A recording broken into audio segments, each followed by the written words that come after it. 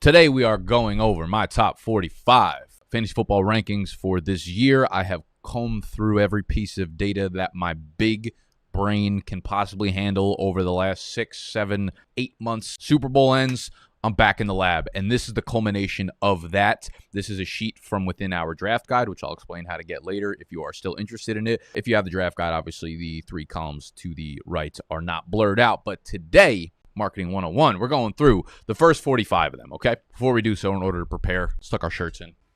Oh, y'all didn't think I just filmed a video and already had it tucked in? I didn't even know. I forgot. It's become so natural to me that the shirt just stays tucked in at all times. Tony, play the intro.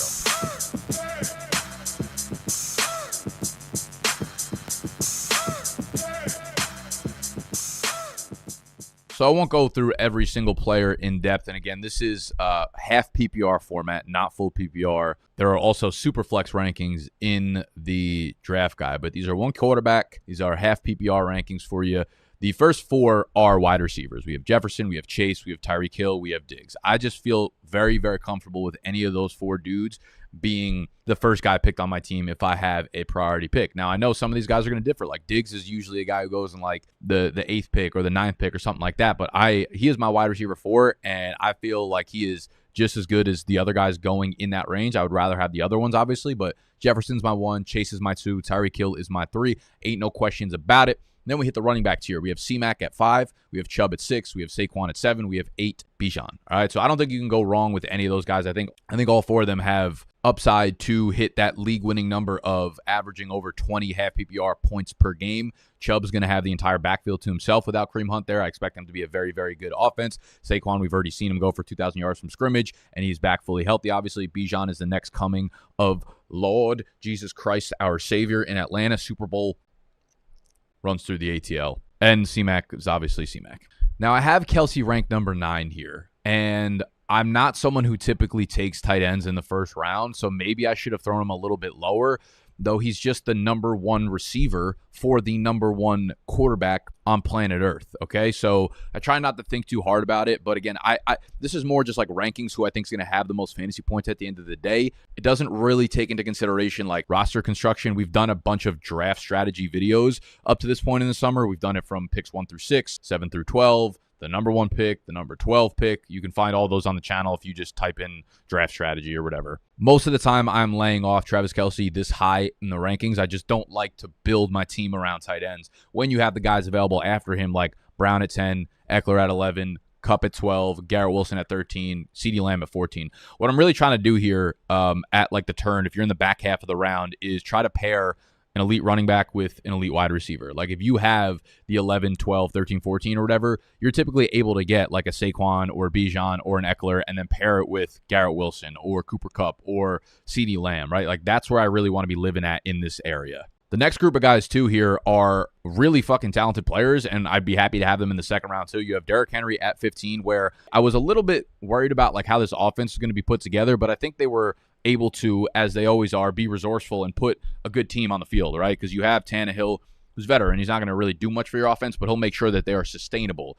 And the offense is going to run through Derrick Henry again. They have D-Hop, they got Treylon Burks, they got Chiggy. Tyjae Spears is actually a nice little like secondary piece in that backfield that they will be able to trust to like spell Henry a little bit, where I don't think we've had that at all throughout Derrick Henry's career. So Derrick Henry, yeah, he's getting old, and I'm sure the cliff is coming very, very, very, very, very, very, very, very, very soon, but I'd be fine with him this year. Tony Pollard, Josh Jacobs, both have, crazy upside as well. I like Pollard more just because I think I like the offense more. He's more explosive. Jacobs obviously coming off the monster year, but Jacobs is playing in Las Vegas, which is why I have both him and Davante Adams down here at 17, 18. I am just nervous that entire team is going to implode and affect everybody on it. But he's still Davante fucking Adams, so at 18, which is like the 206, I'm comfortable with him. I'm also comfortable with this entire tier of receivers right underneath him. We have Amon-Ra, Chris Olave, Jalen Waddle. Wouldn't be surprised if any of those 3 ended up being a top 5 fantasy wide receiver this year.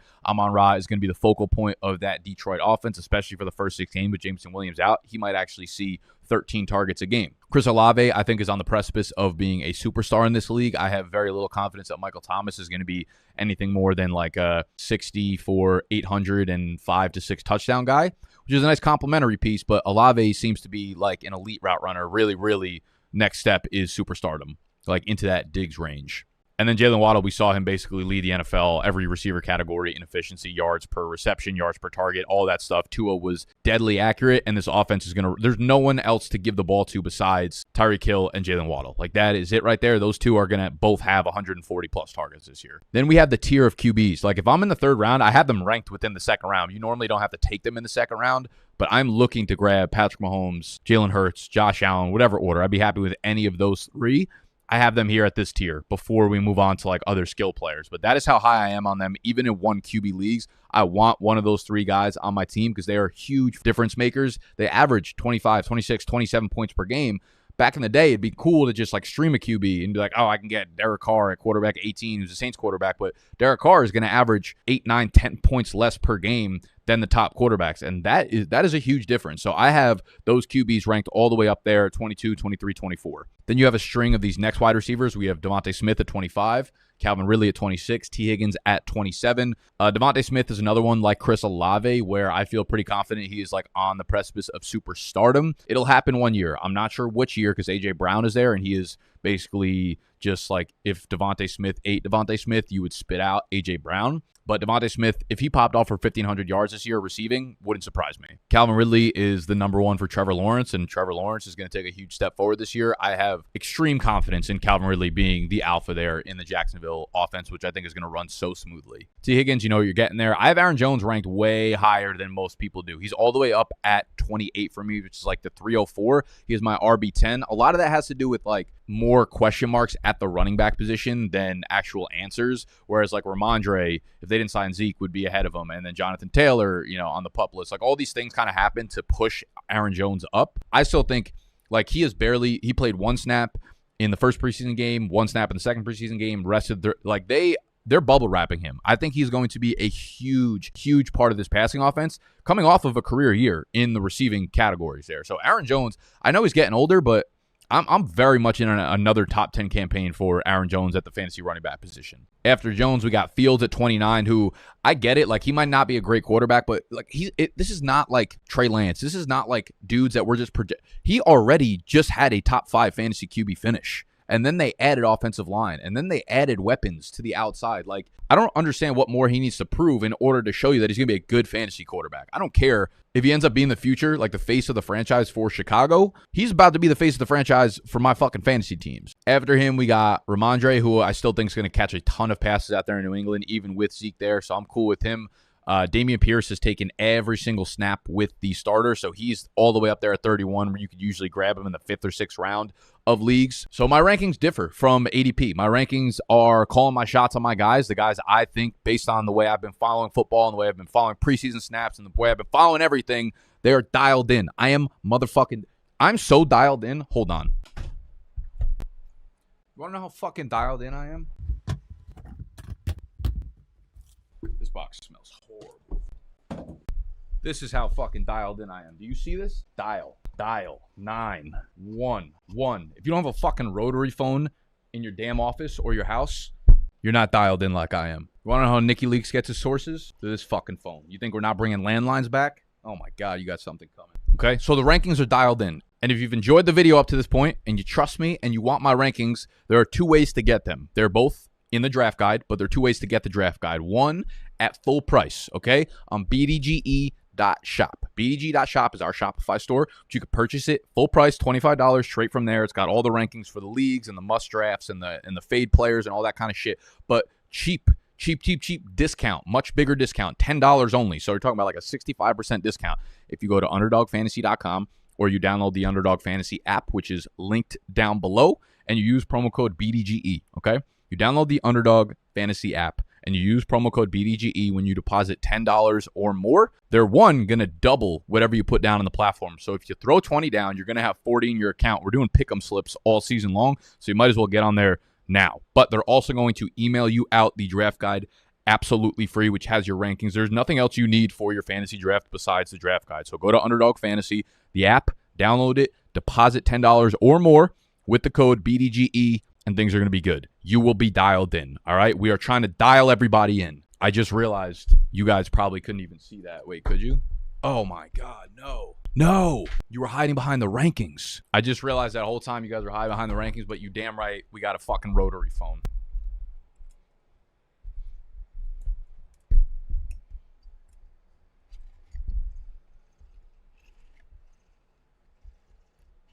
This is devastating. This is devastating. Like, I have the sheet up. It's part of the software now, so I can't take this away. Oh, that was such a good bit. It was so good. All right. Continue on, we must. Dameon Pierce, love that motherfucker, playing every single snap, 3rd and long, 4th and long, doesn't matter. He's going to be the workhorse in an improved Houston offense. Mark Andrews at 32, DK Metcalf at 33, Amari Cooper at 34, Joe Burrow at 35, Lamar Jackson at 36. So I think those are pretty standard. Those guys there, they're typically back of the 3rd round, mid-3rd round guys that kind of start to just fill up the non-elite parts of your roster, but still really, really solid players like Cooper, Metcalf. Those guys, I kind of feel like you know what you're getting. You're probably getting 70 catches. You're probably getting 1,000 yards, anywhere from 6 to 10 touchdowns on a good year. And then you start getting lower down the list. Once you hit the 4th round, you're kind of hitting your guys. You're kind of saying, like, these are the guys that I expect to have major roles. These are the guys that are maybe young with a ton of upside that might be on the precipice of breaking out. Like, I have Joe Mixon at 37, so that's the 4-1. He's just going to be the thumper again in the Cincinnati offense that scores so many fucking points. Like, I don't think he's a good player, but they're going to use him on the goal line. And would it surprise me if he scored another 12 rushing touchdowns? Not at all. Would it surprise me if he scored 6 touchdowns and ruined your fantasy team? Also, no, but I trust in the Cincinnati offense. So give me the guy who they kind of trust, I guess. Not a great argument there. The next bunch of guys are these wide receivers that I absolutely love. So as you can see, like the 3-4 turn into the 4th, into the 5th round, I really like these young wide receivers. Like, we have Brandon Ayuk, who I think is going to break out this year. Christian Watson, who I really like the chemistry I've seen with Jordan Love and Christian Watson. Chris Godwin, severely underrated, now 2 years removed from the ACL tear. I think him and Baker are actually weird enough to say.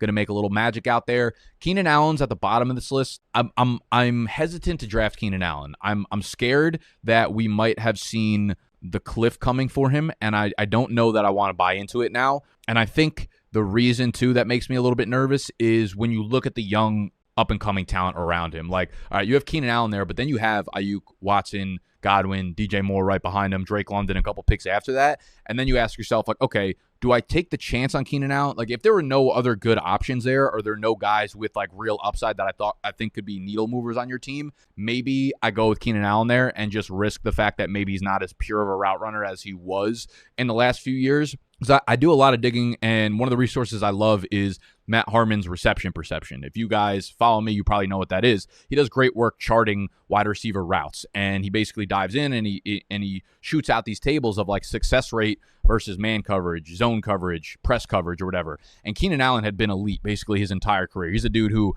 is in, like, the 90th to 95th percentile in terms of separating for man and press. Last year, that number dipped off pretty dramatically. And I'm nervous that they add Quentin Johnson, and they have Mike Williams there, and they have Eckler, of course. So, like, does his receiving workload come down? Is he as good? Is he good enough to separate on the outside as he was years ago? I don't think it's there, but I do believe in the guys above him. So I'm probably taking those other dudes above Keenan Allen, despite having him ranked this high. So we have DJ Moore at 42, ETN and Najee Harris at 43, 44, Drake London at 45. And that wraps up the top 45 rankings for me. You guys are welcome to drop any feedback. You guys are welcome to argue and yell at me. You guys, I will put the link to this rotary phone in the description so we can all get motherfucking dialed in for the year, because you guys are clearly not dialed in. The number one way to get dialed in outside of getting a goddamn rotary phone is to go get the draft guide, all right? The draft guide is available right now on bdge.shop at full price, or downloading the Underdog Fantasy app, depositing $10 or more with promo code BDGE. Realize you guys can't see that either. God damn it, Nicholas. You done did it again. And that'll get you emailed the draft guide for free, plus double deposit match on your Underdog account. I love y'all, and I am out of here. Good luck with your drafts if you have them this weekend.